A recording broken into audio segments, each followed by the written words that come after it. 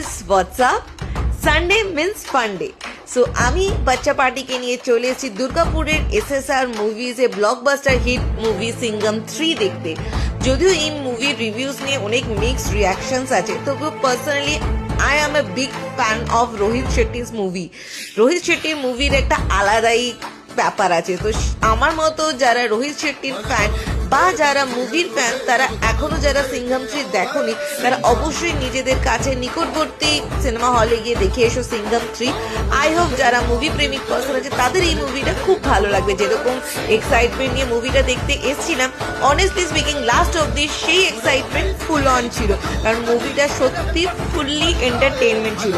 খুব জলদি আপনাদের সাথে নেক্সট ভিডিওতে শেয়ার করব এই মুভির অনেস্ট রিভিউ। তবে আজকের মতো ভিডিও এখানেই শেষ করছি, বাই বাই। আর আপনারা কিরকম ভাবে আজকে সানডে দিনটা স্পেন্ড করলে সেটা অবশ্যই নিচে কমেন্ট সেকশনে